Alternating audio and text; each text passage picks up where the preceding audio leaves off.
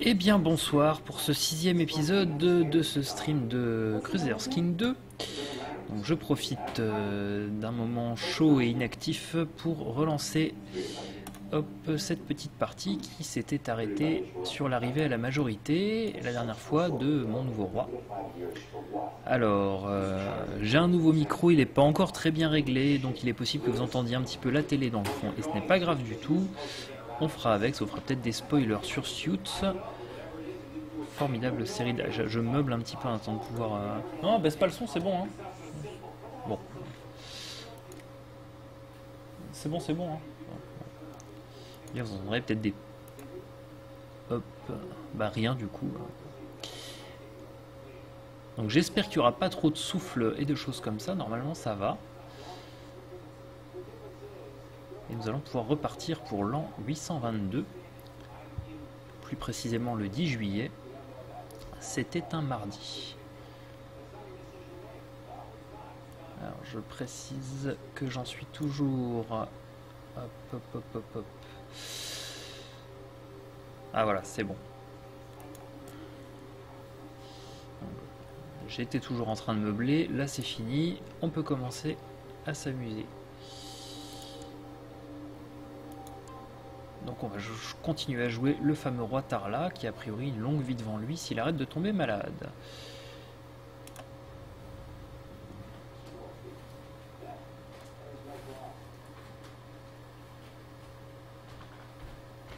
Plus fort.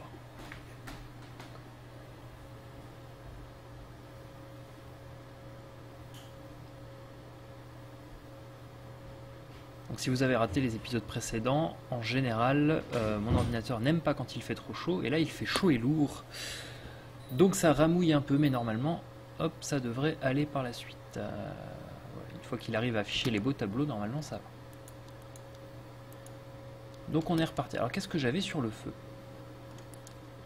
Oh bah plein de choses directes, cash, plein d'événements qui arrivent tous en même temps. Ah oui, on s'était préparé à lancer une grande mission commerciale. Donc, que se passe-t-il? Oh ben oui, on me demande en fait si je veux ou pas prendre des curetons avec moi dans ma petite expédition commerciale. On va en prendre. Ils me payent pour ça et ça fait des événements rigolos derrière.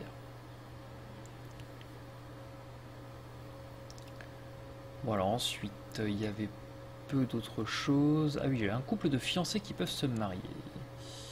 Voyons ça tout de suite. C'était mon cousin, le comte de Basse-Rivière et prince de Bavière, qui se marierait avec ma sœur. Mon cousin qui se marie avec ma sœur. Ouh là là, c'est le genre de truc, j'espère que ça ne se passera jamais dans ma vraie famille, mais on va quand même dire oui. Ça fera des beaux enfants roi de Bavière. Donc ça, c'est bon, c'est parti. Je suis en train de devenir un petit peu la reine Victoria avant l'heure, sauf que je suis un jeune homme chauve.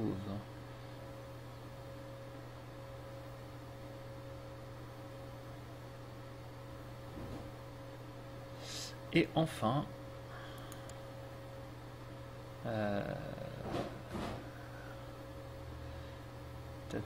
ça c'est la même chose. Donc on va laisser filer.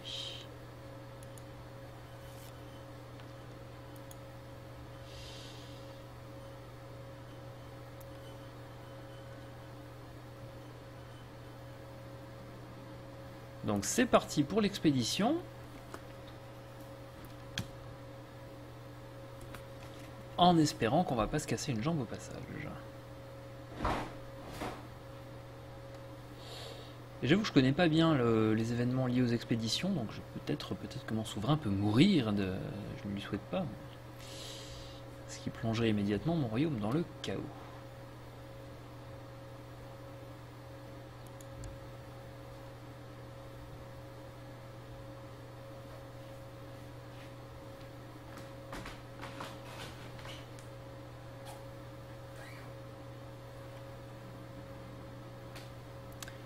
Donc ils sont arrivés à Usima.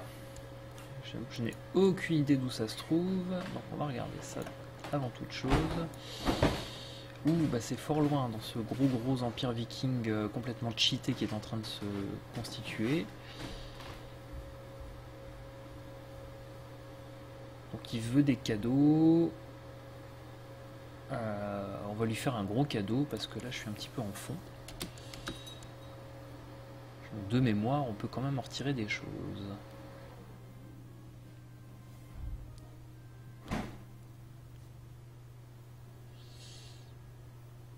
Donc, ah, encore des barbares qui me disent que je mange pas bien parce que je mange avec mes doigts, à la mode écossaise du Moyen-Âge.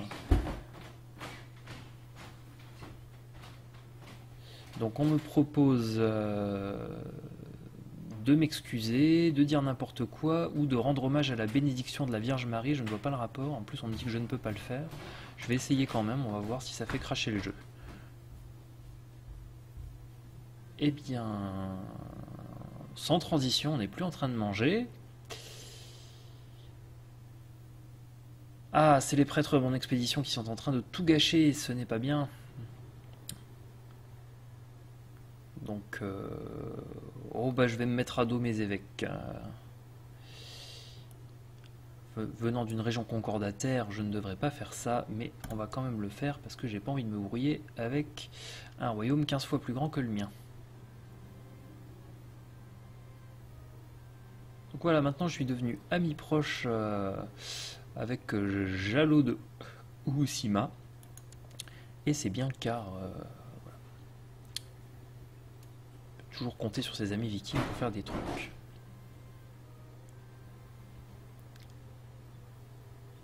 Et donc me voici beaucoup plus riche. Et bien voilà, je savais que j'avais raison d'investir et de contester les dires de mes curés, puisque hop, une grosse somme d'argent qui revient dans les caisses. Évidemment, il y a des gens qui viennent réclamer un petit surplus de salaire pour tous leurs bons et loyaux services. Alors mon intendant, notamment qui demande une petite récompense, il m'aime pas beaucoup jusque-là, l'intendant. C'est quoi son background? Il vient d'où? Qui est-il? Quels sont ses réseaux?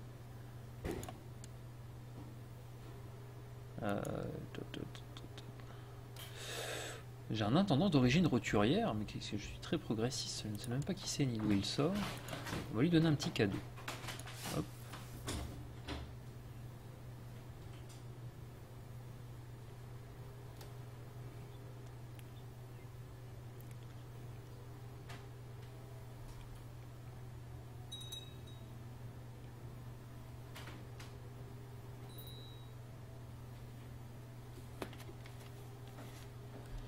Alors pendant ce temps, c'est vrai que je suis toujours impliqué dans cette longue et terrible guerre qui ravage la Lorraine.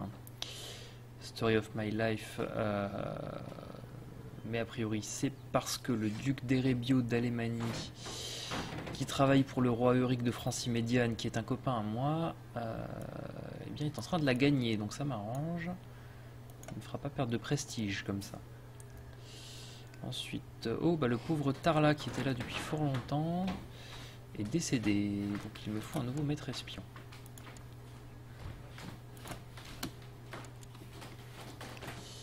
Alors, en tant que maître espion, la meilleure proposition est le chef actuel de Fort Rioux. Si vous avez suivi les épisodes précédents, les gens de Fort Rioux, c'est les gens qui passent leur vie à comploter contre moi. Donc on pourrait dire qu'en théorie, c'est pas la meilleure chose de les placer à cette place de chef d'espionnage. Néanmoins, ils sont pas dangereux.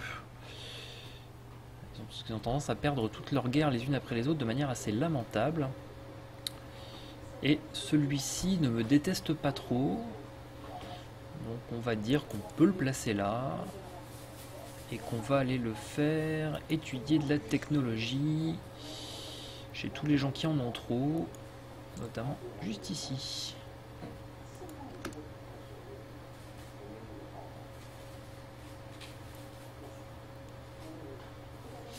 Alors, étant de nouveau un petit peu en fond, je devrais peut-être pouvoir construire un bâtiment. J'ai quand même des territoires qui me rapportent vraiment rien. Donc on va essayer d'augmenter les revenus fiscaux du royaume. Sachant que comme je l'avais dit la dernière fois, là on va profiter du fait que tout le monde nous aime pour essayer de modifier un petit peu les lois de la cour. Ah, alors comme mon grand-père ou mon arrière-grand-père, je ne sais plus, je vais me piquer de devenir un petit jardinier, puisque mon jardin est en ruine, plein de chardons écossais partout. Donc c'est parti. Hop, allez, on va faire des... où en étais-je? Je vais donc modifier les lois de la couronne.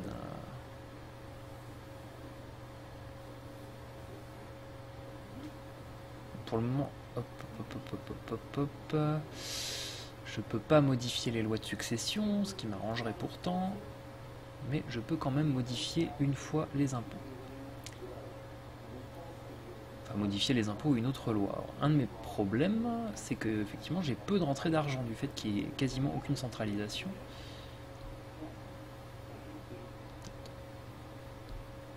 Donc là je me relis ça. Hop, hop, hop, hop. Donc ben voilà, notre objectif va être de lever un tout petit peu les impôts féodaux pour entrer de plein pied dans le Moyen-Âge. Évidemment, tout le monde ne sera pas d'accord avec ça. Et du coup, la mesure n'est pas entérinée tout de suite. Alors, que se passe-t-il? Pendant que je monte les impôts, j'ai des problèmes avec mes haies dans mon jardin.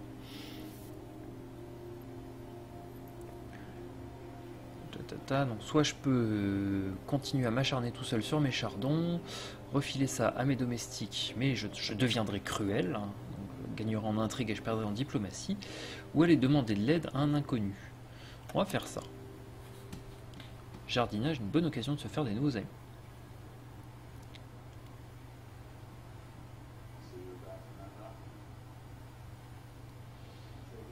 Donc, bonjour Fusion.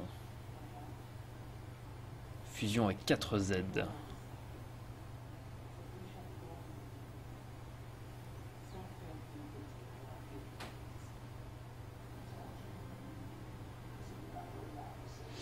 Donc ça y est, voilà, nous avons une petite taxe féodale qui est en place.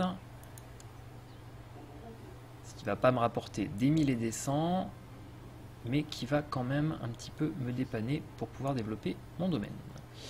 Que se passe-t-il? Donc j'ai planté de belles haies, ça y est, j'ai un joli labyrinthe dans mon castel. Donc je peux soit y planter des statues à ma gloire, des statues religieuses ou rien, et perdre beaucoup de prestige. Alors, vu que je me suis un petit peu mis les curés à dos, on va leur coller des petites vierges dans les coins. Ils iront faire leur pater et leur machin tout autour. Et pendant ce temps, ils ne seront pas en train de siffler du vin de messe en complotant pour m'assassiner.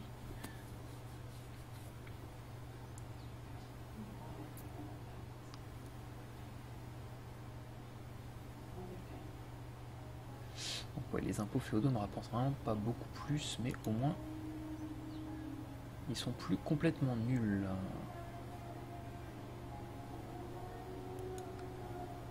Que se passe-t-il? On n'a que d'aventure avec ce jardin. Donc là maintenant on me propose de fabriquer une fontaine. Soit une fontaine de vin, c'est vraiment très cher, soit une bête fontaine d'eau.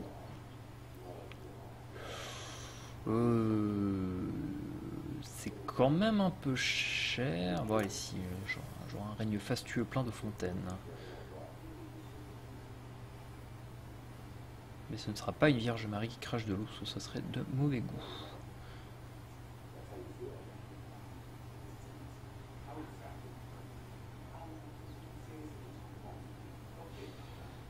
Donc là, contrairement à tout ce qui s'est passé avant, hein, je profite d'avoir des vassaux qui ne me haïssent pas trop, voire même qui m'aiment bien pour la plupart, pour ne pas déclencher des guerres dans tous les sens et pour conforter un petit peu mes acquis. Oh, ben ça n'en finit pas cette histoire de jardin. J'ai le choix entre des fleurs exotiques et de la flore locale. Oh non, des fleurs exotiques, on va mettre des coquelicots des Vosges, puisque je suis en gare là-bas.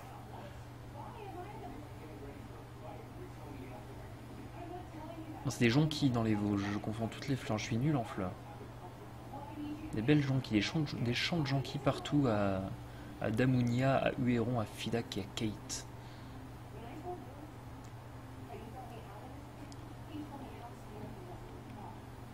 Alors vous auriez noté, si vous suivez ce stream depuis un petit moment, vous êtes bien 3-4 à le faire, que j'utilise toujours le même modèle de carte en fait, hein, mais il y en a d'autres, puisqu'on peut aussi faire des cartes en fonction des alliances diplomatiques, en fonction des religions. Donc on peut voir que l'Europe de l'Ouest est essentiellement catholique et musulmane, donc pour l'Espagne andalouse, etc., etc. Et avec des religions farfelues qu'on ne connaît pas très bien quand on s'aventure assez loin. Les religions tengri, les religions slaves, les religions germaniques, tout ça. Les religions qu'on n'arrive pas à lire parce qu'on n'a même pas tous les bons caractères d'alphabet, voilà, voilà. Il faut encore que je dépense de l'argent pour ce jardin. Un petit kiosque. Faisons un petit kiosque que les gens m'aimeront bien. Passeront dedans et diront: oh, bah c'est le roi qui a fait le petit kiosque. Il est bien ce petit. Donc voilà, il y a plein de façons différentes hein, d'afficher la carte. Toutes sont pas hyper utiles, enfin elles ont toute leur utilité, mais par exemple les différents types de gouvernement.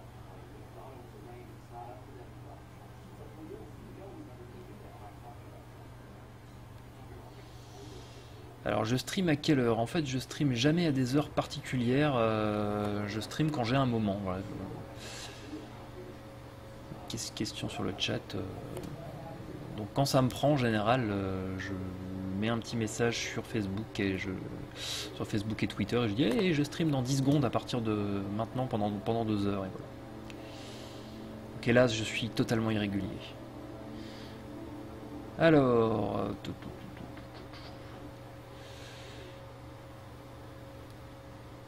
je vais laisser maintenant mon jardin croître et devenir un meilleur diplomate, si seulement ça pouvait vraiment se passer comme ça.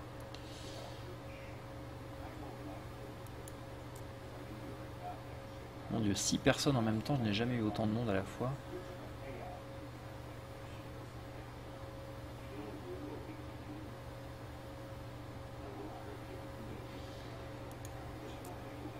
Alors voilà, indicateur assez intéressant de cartes qu'on peut afficher aussi, c'est les cartes culturelles, puisque ça c'est un des principaux facteurs de si on s'entend bien ou pas en fait avec ces populations locales et avec ces seigneurs, c'est est-ce qu'ils sont ou pas de la même culture. Donc, par exemple, ce serait assez idiot d'étendre mon territoire, même si j'avais des revendications au niveau de l'Irlande, puisque il faudrait petit à petit que je m'accommode de ne pas avoir de gens très mécontents dans mon royaume qui ne seraient pas de la bonne culture. Donc, c'est pour ralentir, bien c'est un dispositif qui sert à ralentir les extensionnistes forcenés. Ah, donc on me propose de pousser des revendications que je ne vais pas pousser pour le moment, me contentant de gagner, de l'honneur, ne pas pousser des revendications. Je ne resterai pas pacifique ad vitam, pour le moment confortons notre royaume.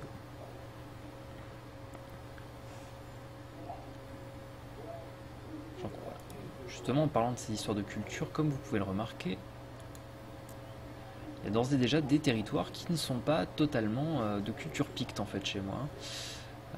J'ai des coins qui sont de culture celte,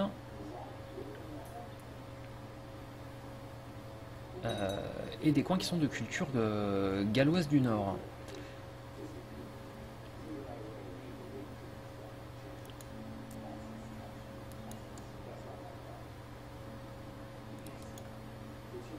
C'est pas des cultures hyper éloignées, normalement c'est des cultures qui se tolèrent les unes les autres, mais je peux pas m'amuser à trop multiplier ce genre de choses. Sachant que c'est un des rares freins en début de partie aussi de l'extension des empires arabes, notamment les Omeyyades. Alors, ils se cassent les dents au niveau des empires francs parce que trop de disparités culturelles. Ouh là là, cette personne qui s'échappe de mon cachot, qui est-elle ? Ouh là là, c'est personne. Donc on va la laisser. Ça peut peut-être être l'occasion de voir si quelqu'un veut la racheter, elle. Non, parce que tout le monde s'en fiche. Je pourrais même la libérer de prison si elle tient tant à s'échapper.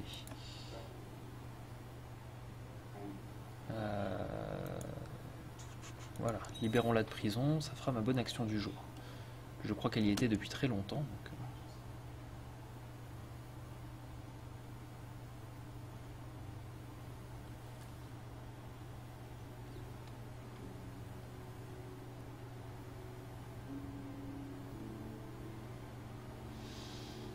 Ah, bah, je suis devenu stressé. À 19 ans, c'est ballot quand même.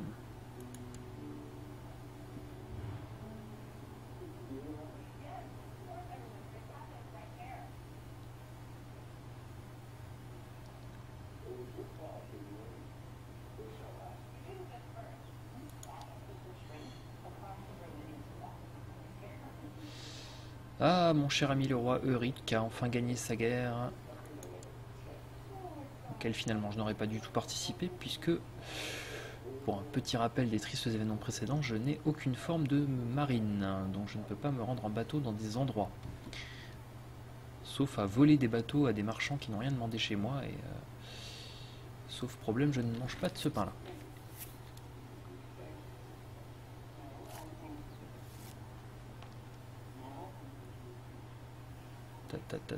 Alors,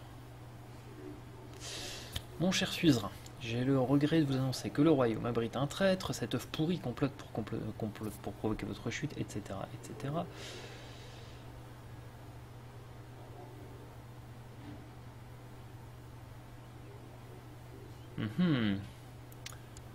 Donc c'est Tarla le débauché, qui porte bien son nom, qui complote contre moi. Qu'est-ce qu'on va en faire? Déjà, qui est-il? Qui est-il? C'est un gros nobody.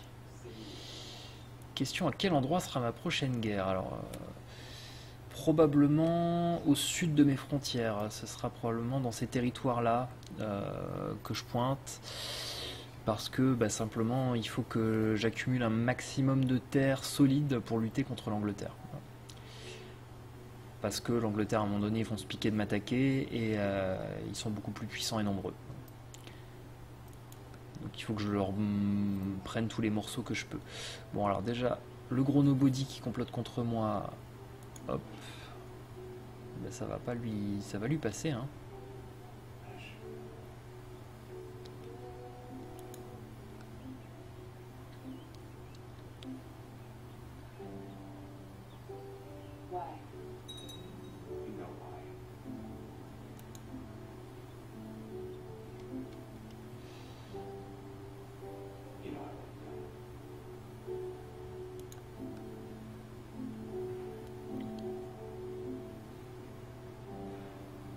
Donc, je vais tranquillement aussi continuer la construction des villages marchands en profitant que j'ai quand même un moment de répit.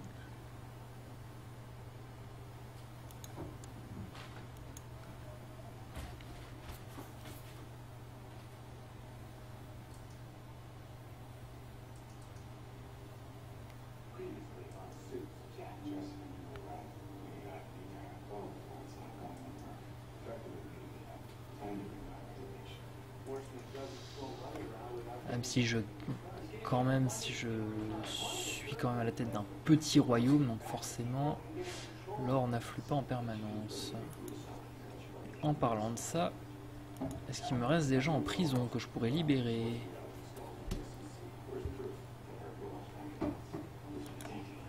Ça rame vraiment très fort ce soir.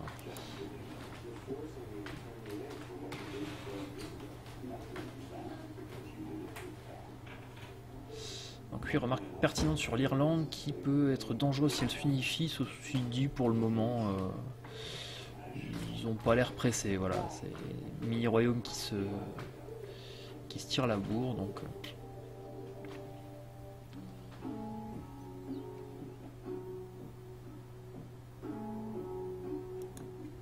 alors, ah bah oui, c'est ce monsieur que j'ai enfermé tout à l'heure. Ah bah ça tombe bien, il peut payer une grosse rançon, donc voilà, ça l'apprendra à comploter. Me voilà riche.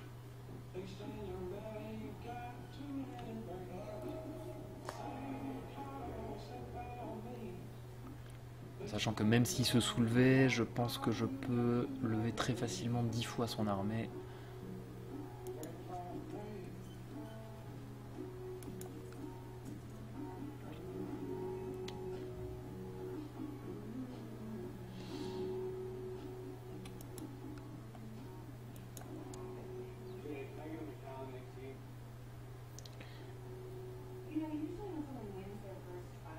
En fait, j'aimerais bien que la guerre entre les Anglais et les Northumbriens s'arrête, pour être honnête, pour que je puisse ramasser les restes.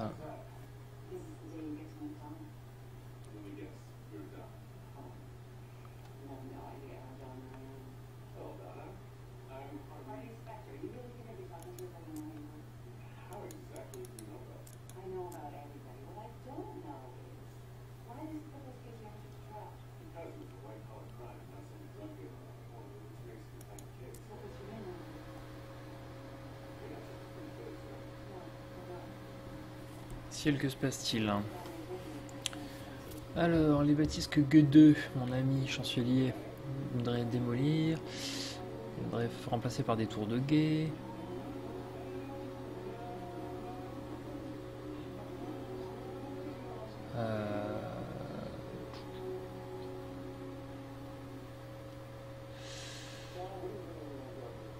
Non, je vais lui filer un petit coup de main pour les bâtisses. Prend la peine de venir me voir avec des menus leçons d'urbanisme, on va pas les conduire. Bon, alors il faut savoir aussi que là j'ai une faction dangereuse puisque le fameux Tarla que j'ai enfermé va probablement pas tarder à se soulever.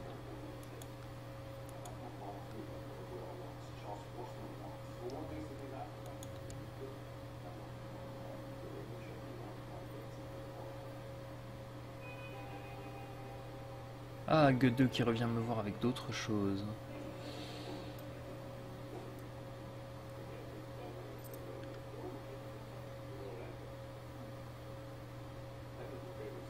Bon, mais il m'aime déjà bien.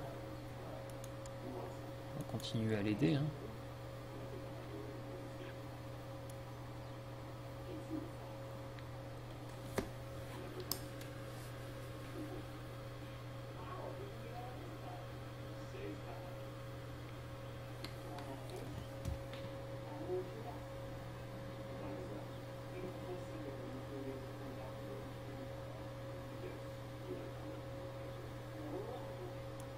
Donc voilà, il est content.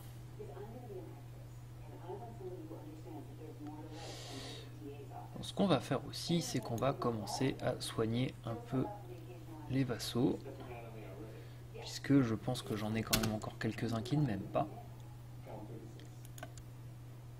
C'est triste pour eux, mais il y en a quelques-uns qui ne m'aiment pas. Donc,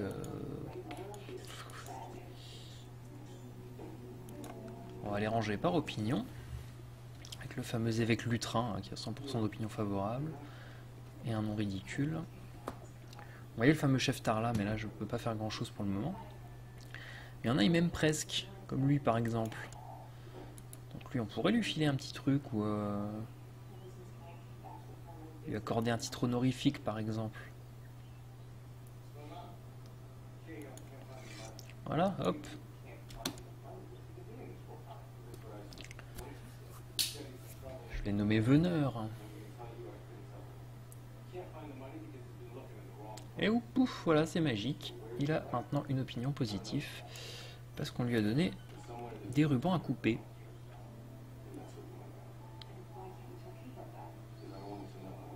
Bonjour Darkadonis. Un nom qui évoque Disgaea et le lointain souvenir de la PlayStation 2.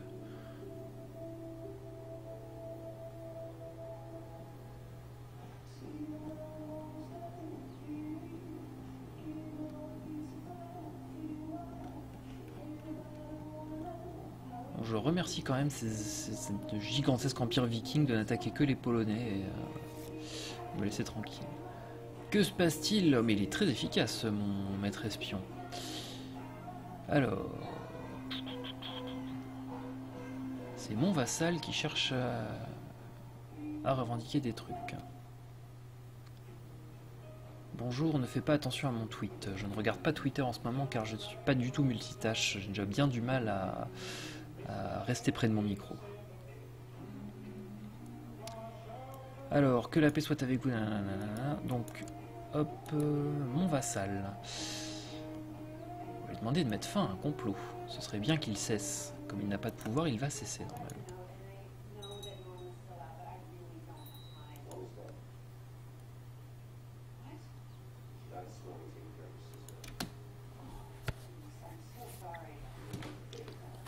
Il me faut un nouveau maréchal car l'autre est mort d'une raison quelconque.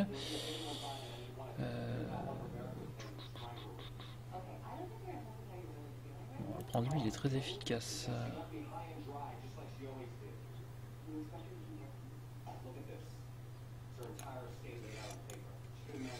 Hop. On va l'envoyer là où tout le monde voulait se révolter tout à l'heure.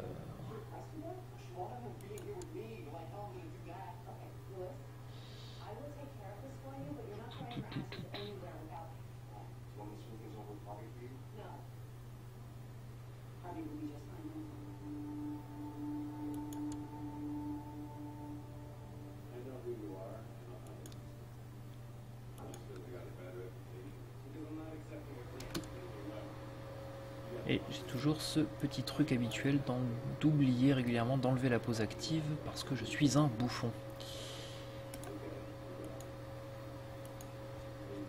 Déjà que je pense que ce stream devrait durer à peu près 1 million d'années, hein, si je veux arriver jusqu'en 1492. Il faut quand même que j'oublie d'enlever la pause une fois de temps en temps.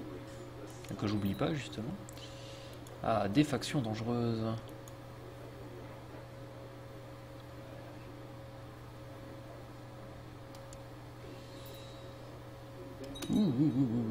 Tout qui se passe en même temps.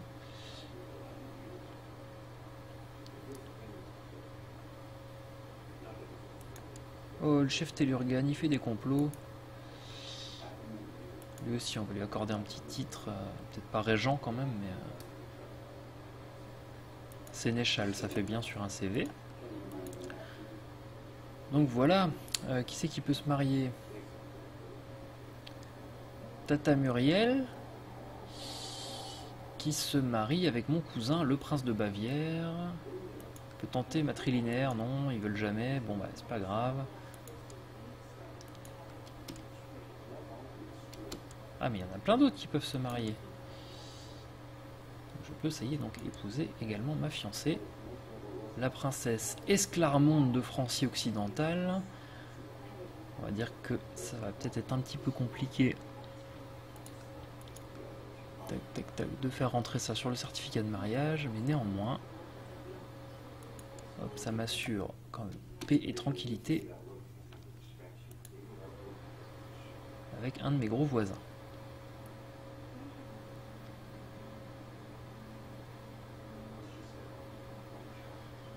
Que se passe-t-il? Mon frère, qui est moche et moustachu avec une couronne moche, il veut me voler un de mes vassals. Je vais l'impressionner avec de vagues promesses.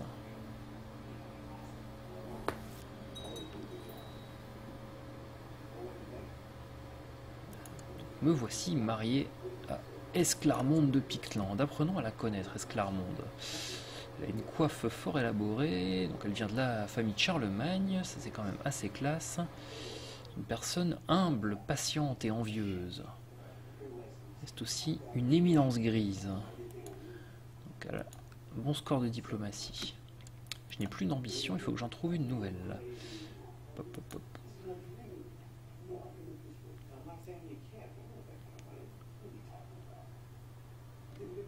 Ouh. J'aime pas quand tous les menus s'éteignent comme ça. Bon, bah, j'ai le choix entre avoir une fille et avoir un fils. Donc je vais choisir avoir une fille. Je ne sais pas si ça a une influence quelconque sur le fait que j'ai des garçons ou des filles dans la vraie vie. Enfin, dans la vraie vie du jeu. Mais comme je l'ai déjà expliqué 1 million de fois, je préfère avoir des filles dans ce jeu, puisque ça génère des successions bien moins complexes. Une fois que j'aurai réussi à changer les lois de la couronne, ce sera beaucoup plus simple.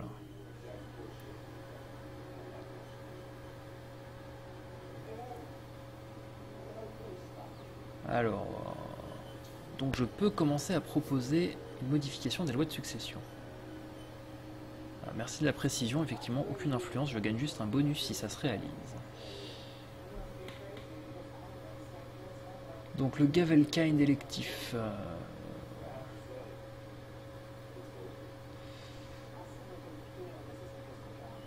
Quand même un peu mieux que le bête partage salique.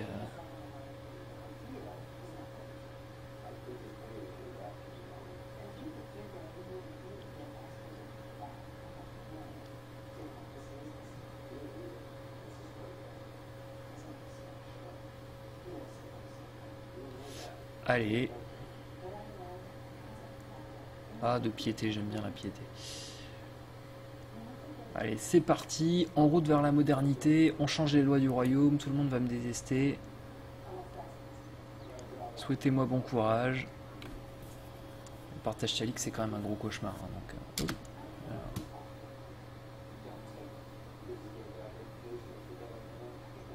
Donc voilà, il va y en avoir quand même des choses qui vont bouger. Donc évidemment, le Gavelkind électif, c'est-à-dire que je dois quand même nommer un successeur. On va dire pour l'instant, soyons logiques et nommons mon frère. Ça le calmera peut-être un petit peu.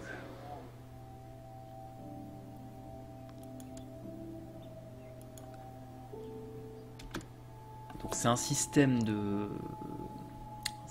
régence qui divise un peu moins le royaume, par contre qui crée des tensions au sein d'une même dynastie, puisque vu que c'est électif, tous les membres d'une même dynastie peuvent concourir pour être nommés régents, ce qui est générateur de guerre civile. Mais vu qu'il y a un bonus de primogéniture quand même de 30%, le domaine s'éparpille un peu moins qu'avec le partage salique.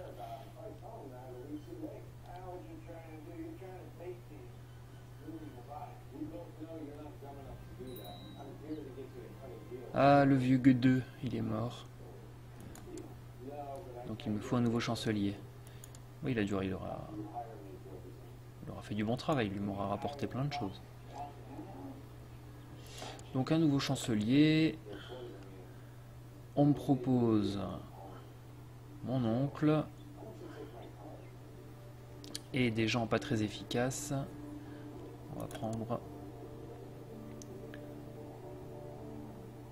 On va prendre l'oncle et on va aller semer la pagaille. Ah, en fait ça marche comme ça maintenant, toute l'Angleterre elle est unie quoi. Bon, bah ça m'arrange pas.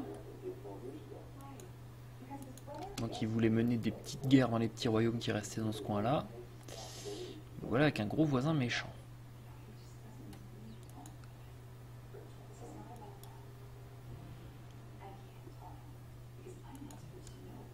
Je vais donc peut-être me ruer sur ce truc là avant qu'on me le vole.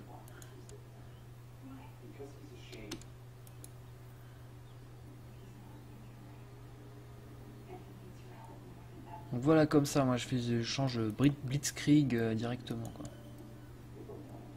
On change les lois du royaume, on change les lois des impôts, et pouf, on attaque un truc.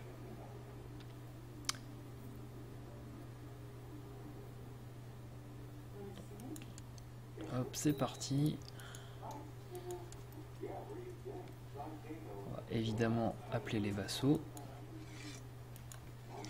Lever l'os, lever le banc.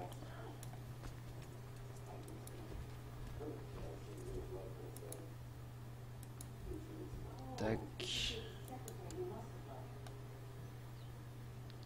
On va faire appel au roi Euric. Au chef machin truc. Et tac tac tac tac tac. Au roi je sais pas quoi, Pharamond.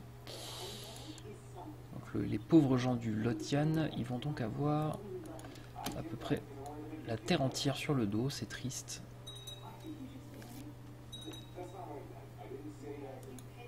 Mais ils apprendront que voilà, je suis un excellent bon souverain, en tout cas bien meilleur que les Anglais, ça reste. Ça c'est même pas prouvé, je suis un bien meilleur souverain que ne le sont les Anglais.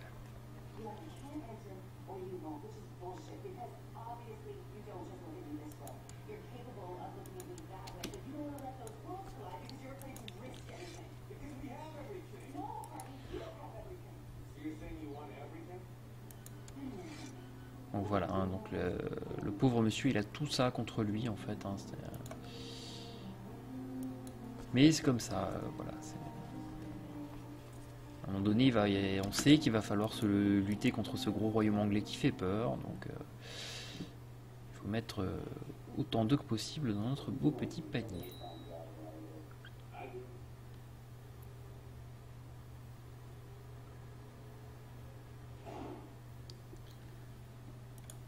J'ai un enfant sans tuteur, on va lui en trouver un.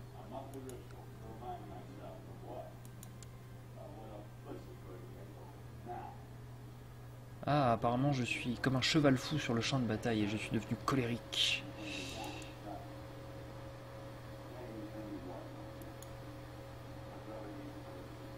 C'est triste.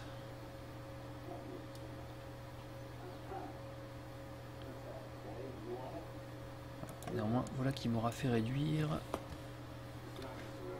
la triste armée viking en purée. Oui, parce que là apparemment ce sont quand même plus ou moins des vikings qui gèrent.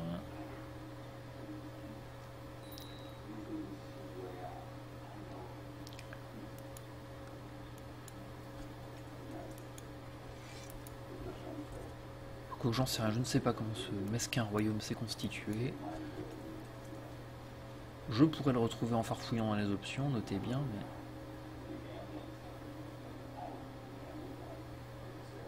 mais... Est-ce qu'on a vraiment envie de savoir?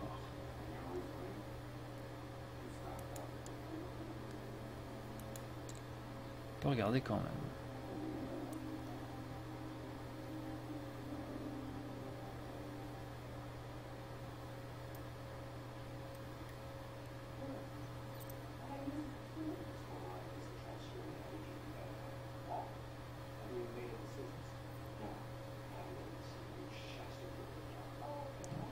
On admire toujours la complétion complètement improbable de la base de données de Earth King 2 qui font remonter certaines dynasties jusqu'à l'Empire romain. C'est assez incroyable.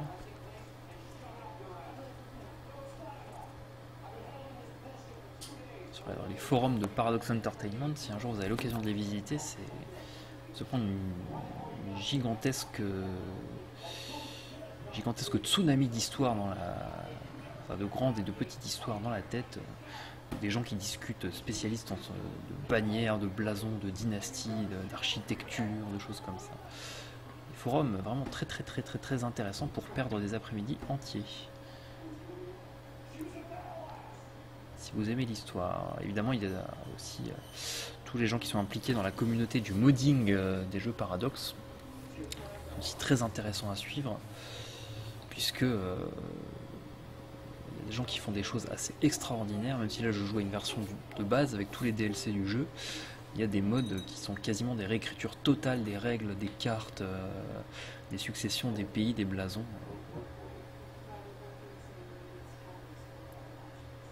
Une gigantesque claque historique. Au départ j'étais parti sur des...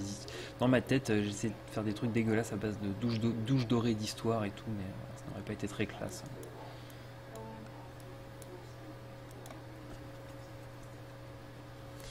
Bon, c'est pas moi qui gère le siège, j'aimerais bien qu'il se passe un peu plus vite.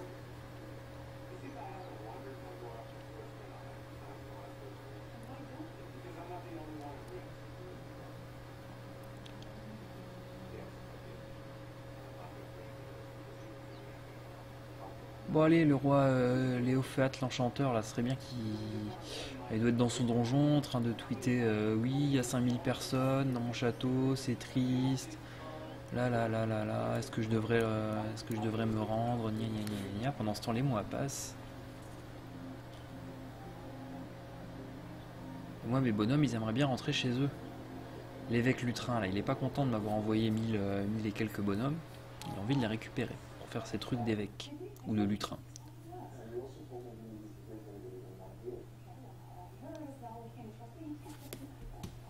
Voilà, premier siège gagné. Les autres devraient suivre.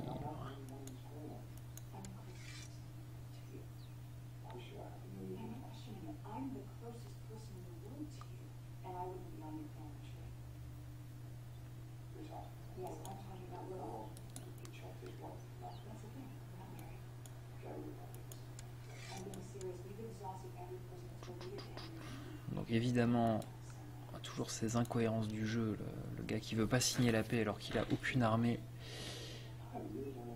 et les trois quarts de l'humanité à sa porte. Si elle, Esclarmonde, est enceinte, voilà, c'est tout. Esclarmonde, quoi.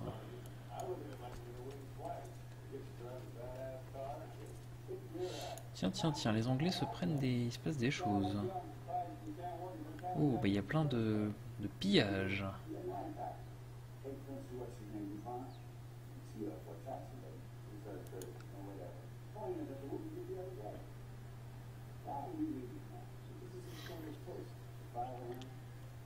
Je suis assez content que pour l'instant les Vikings me laissent une paix quasiment royale.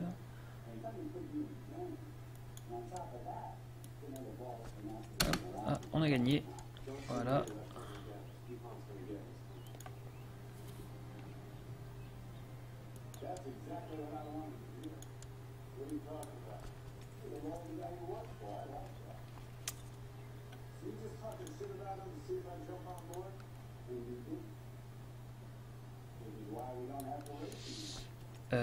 Donc j'ai dû fermer le précédent écran un petit peu trop vite puisque au final je n'ai pas du tout récupéré le royaume que j'avais, puisqu'en fait je l'ai simplement filé à quelqu'un d'autre. Bon, c'est pas grave, au moins c'est pas les Anglais qui l'ont récupéré, moi ça m'arrange.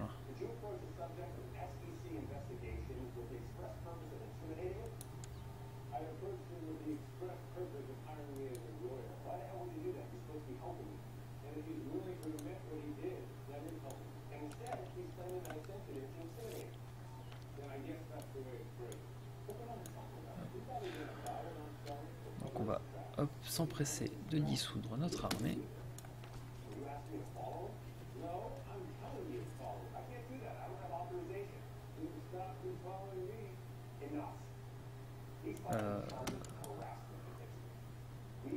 Encore des gens qui veulent faire des complots.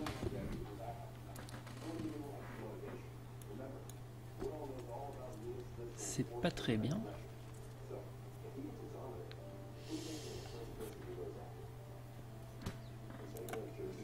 Donc oui, je pourrais essayer d'usurper ce truc-là.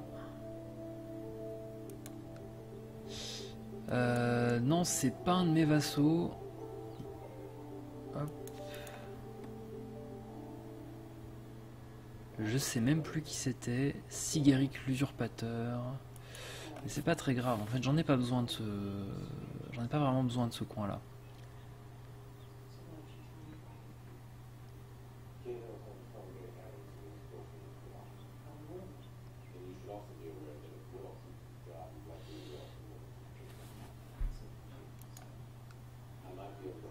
Hop, je vais continuer tranquillement.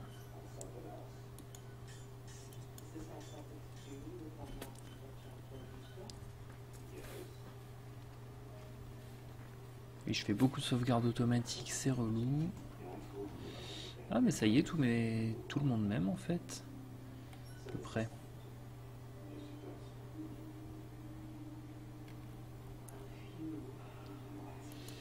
Et je recommence à avoir pas mal de sous. Donc on va continuer à développer un petit peu mon territoire.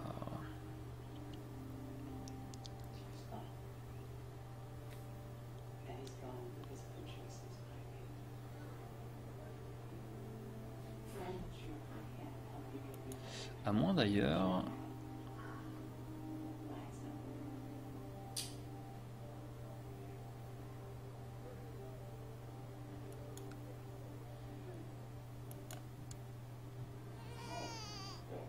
Ah ben voilà, j'ai une fille qu'on va appeler Bonus de piété.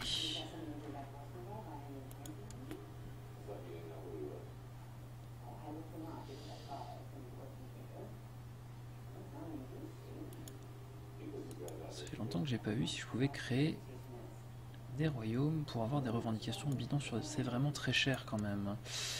On va dire que j'ai pas trop les moyens.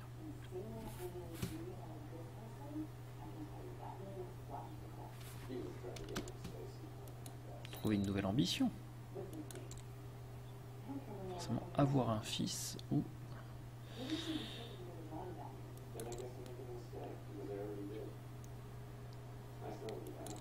Ou c'est tout en fait. Oups, j'ai un peu de lag.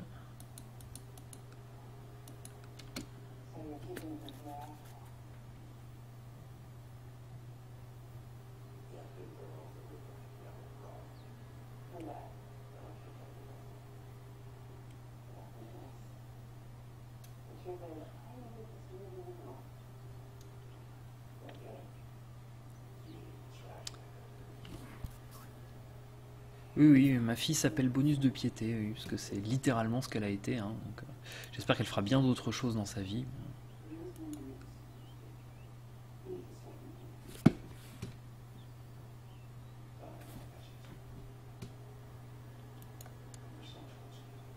Que se passe-t-il? Ouh là là, la reine Esclarmonde, elle fait des trucs, hein. Elle participe à des complots, mais c'est pas bien. Peut-être qu'elle m'en veut parce que j'ai appelé ma fille Bonus de piété, mais enfin, alors, qu'est-ce qu'elle fait exactement?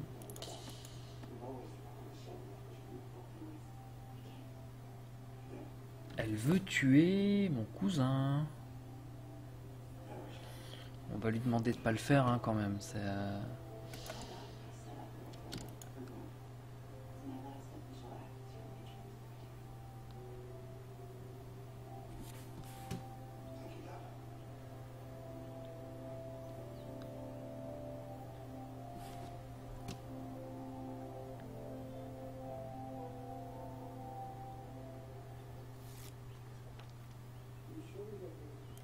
Voilà. Très sagement et noblement, elle renonce à massacrer la moitié de sa famille, c'est bien.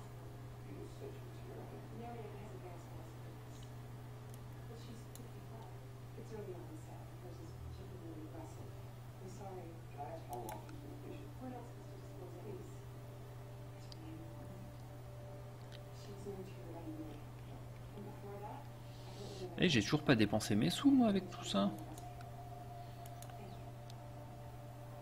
On va fortifier un peu la cité.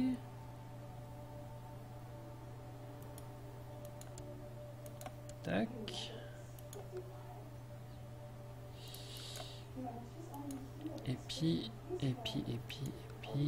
qu'est-ce qu'on peut fabriquer d'autre?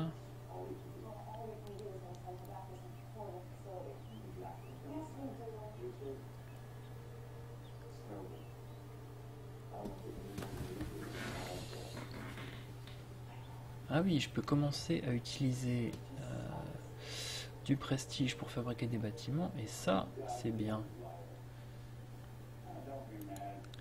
C'est dommage que j'ai perdu mes meilleures terres dans les diverses guerres civiles du 8e siècle.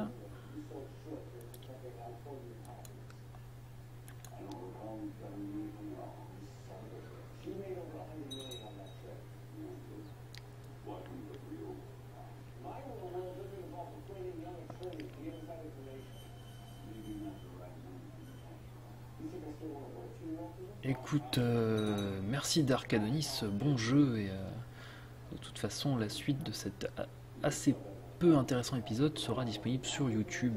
Voilà. Je souhaite de conquérir bien des royaumes.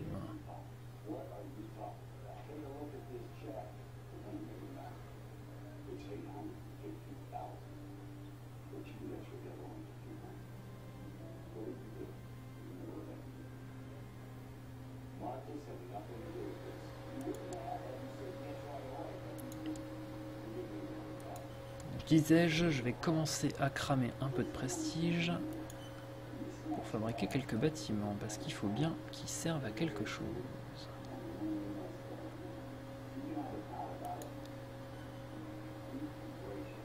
Il sert aussi à calculer mon score final, mais honnêtement, OSEF du score final à Crusaders King 2, comme si de toute façon il y avait plus d'1% des parties qui arrivaient à la fin, quoi.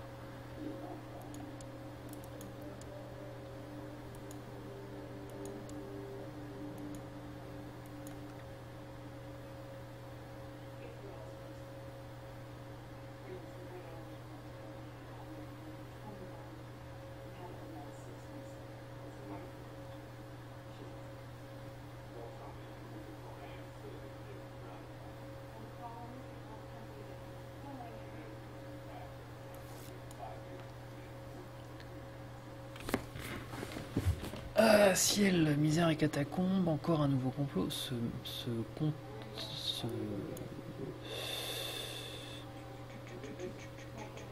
Je lis en même temps, c'est pour ça que je m'embrouille.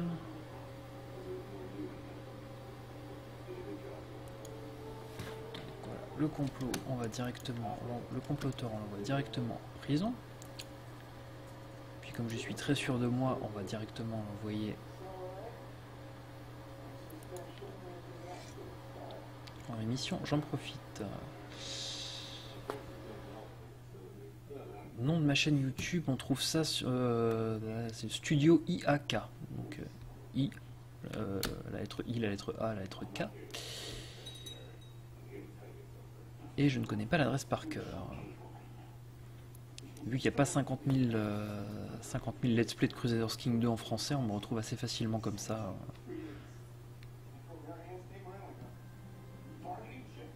Je suis extrêmement mal organisé, j'en suis désolé.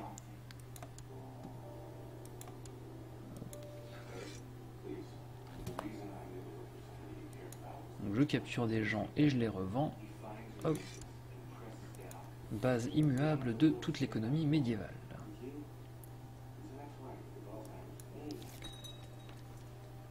Je ne sais pas du tout pourquoi. Ah, c'est des zélotes.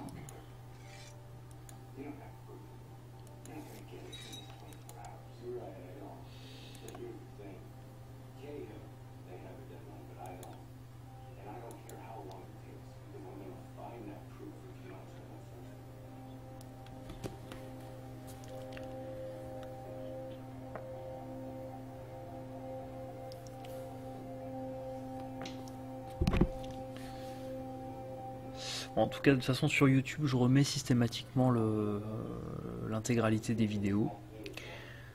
On peut voir l'évolution de ce magnifique royaume depuis le début. Ciel des chevaliers errants, on peut leur donner un petit sou.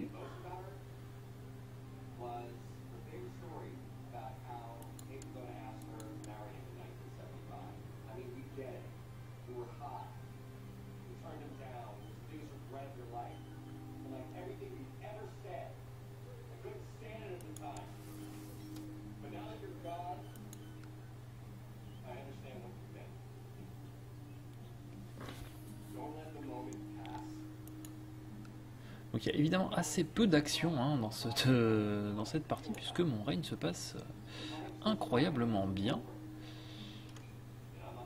Oups, je suis en train de dire ça, et soudain on m'appelle... Alors, qui est-ce? Un roi à la barbe fort fleurie, Ulrich Carling.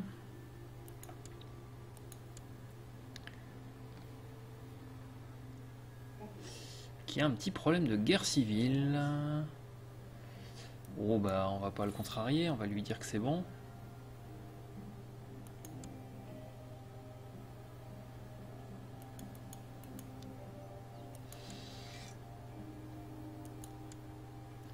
C'est pour une petite rébellion de rien du tout, on va le laisser se débrouiller tout seul. Le fameux concept de soutien diplomatique lointain. Et si quelqu'un vient me dire quelque chose, je me baverai dessus en disant mais pas de marine, je peux pas y aller en bateau, c'est trop loin la nage, tout ça, tout ça. C'est un peu vul, mais Honnêtement, je peux pas faire beaucoup mieux.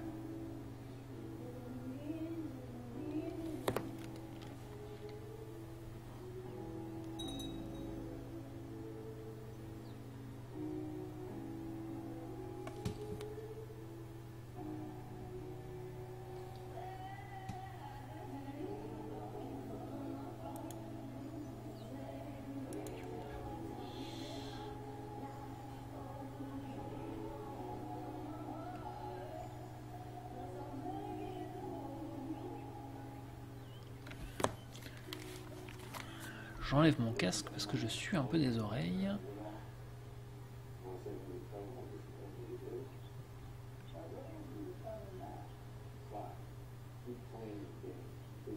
Ce qui était typiquement ce que je qualifierais de too much information. Donc voilà, maintenant je suis un petit peu coincé vu qu'il y a quand même l'Angleterre qui est bien massive à côté de moi. Je ne peux pas faire grand chose d'autre.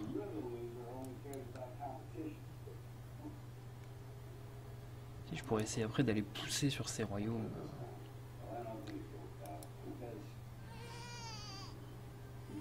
Ciel, me voilà en possession d'un fils.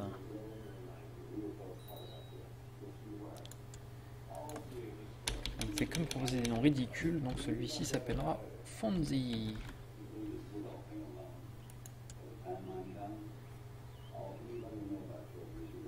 Sinon ils finissent tous par s'appeler Tarla ou Gwyneth ou des choses comme ça.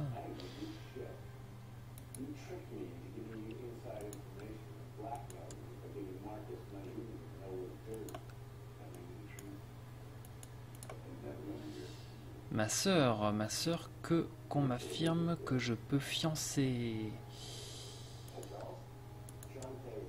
avec mon fils, c'est dégueulasse. Je pense qu'il n'a, le jeu n'a pas dû bien comprendre que c'était la même famille. Donc non, je ne vais pas fiancer ma sœur avec mon fils. Parce que je sais que c'est un royaume du Nord, mais quand même, il y a des limites. Par contre,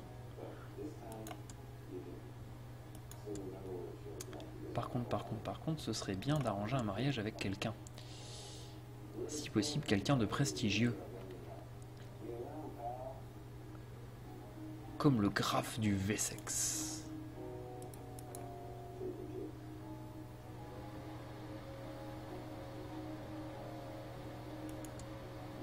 Hop, voilà, qui veut épouser mon graphe, il va dire oui, et ce sera parfait.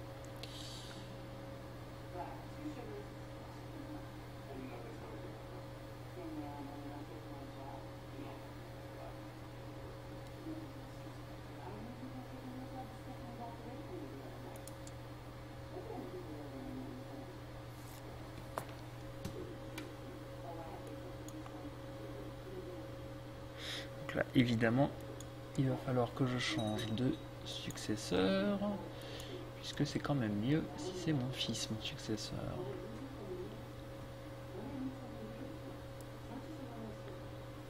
Primogéniture masculine, gna gna gna gna. Donc on va évidemment nommer Fonzie comme héritier principal.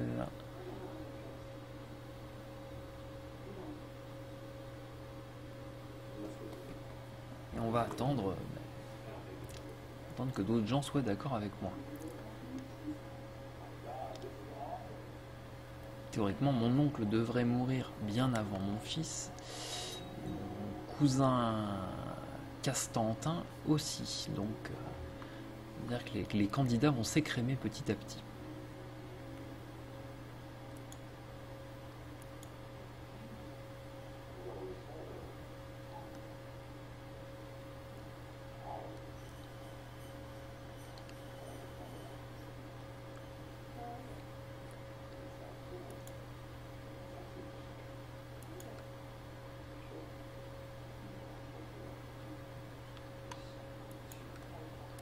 Continuer la politique de grands travaux.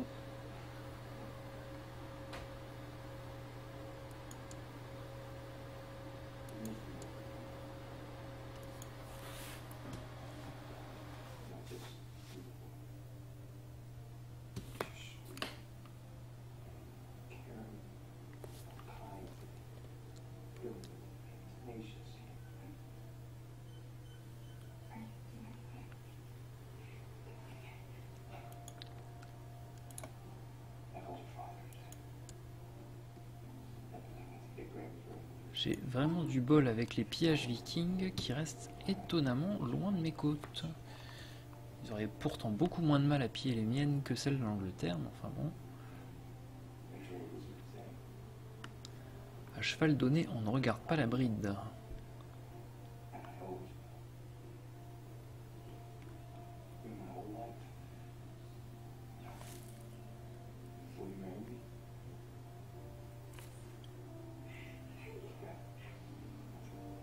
Sachant qu'il se passe des choses extrêmement émouvantes dans mon dos, c'est difficile de rester concentré, mais je suis très content pour les personnes qui sont en train de se marier sur l'écran de télé.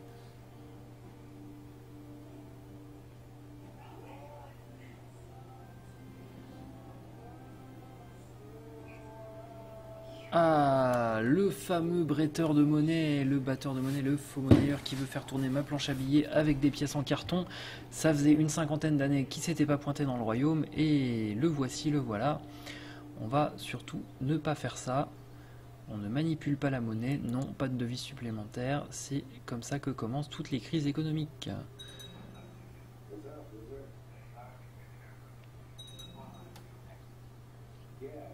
Nine cube.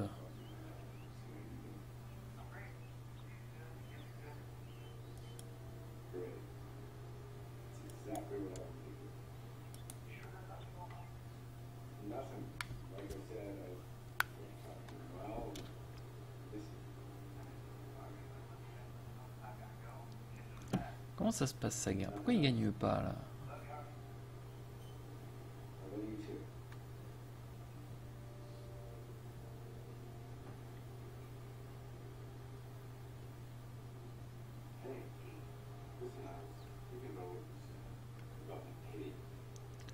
On admire aussi les efforts de l'Italie pour arriver à avoir déjà quasiment mangé tous les états du pape alors qu'on n'est même pas encore en l'an 850.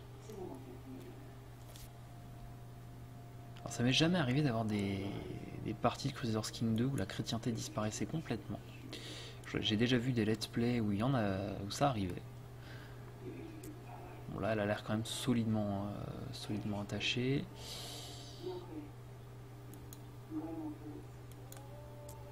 Pas eu de rush monstrueux et massif des Abbassides sur l'Empire byzantin comme j'ai déjà vu.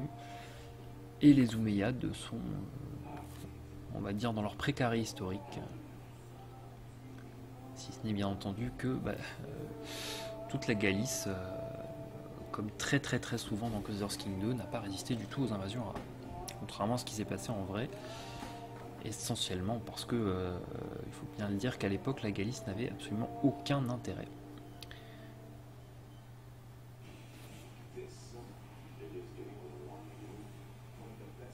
Donc personne n'a mis une énergie folle à essayer d'aller la conquérir.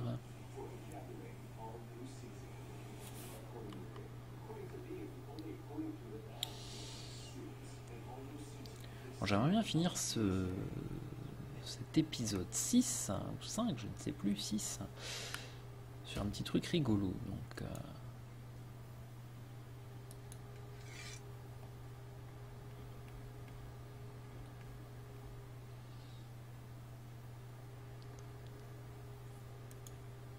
déjà, j'ai des titres qui ne sont pas distribués.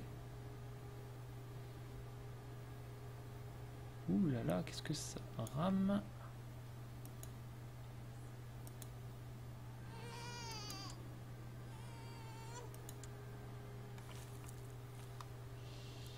Donc voilà, j'ai distribué quelques titres de noblesse.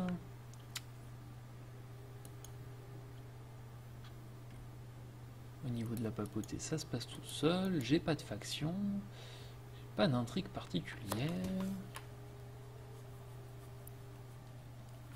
Il y a des gens dans mes donjons, mais ça chill tranquille. Tous mes vassaux même. C'est vraiment, tout le monde aime vraiment cette partie, quoi. C'est l'occasion de remodifier un petit peu les rois de la couronne, les lois de la couronne, et je pense qu'on va finir là-dessus.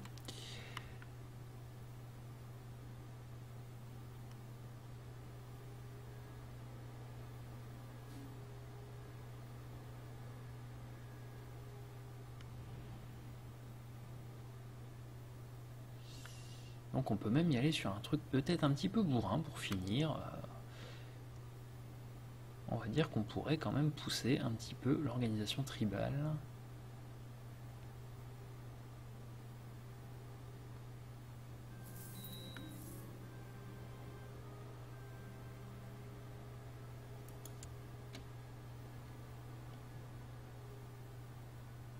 Que se passe-t-il? Ouh là là, c'est la panique. Alan, ah mais oui, l'horrible Alan, qui n'est pas grand monde, je crois. Lui, il me cherche depuis l'Irlande depuis un moment. Et ça, il faut pas qu'il arrête de faire ça. J'ai même des factions contre ça.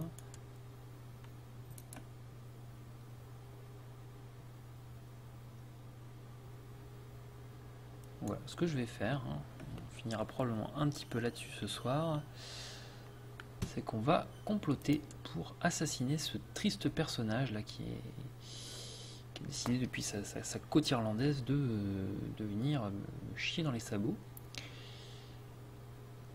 Et on va également finir en proposant donc... Tac, tac, tac.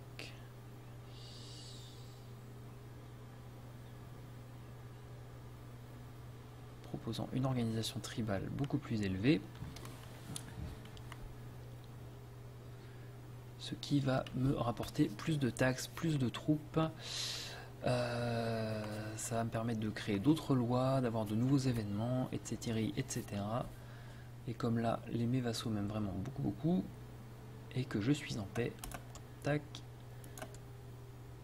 c'est parti.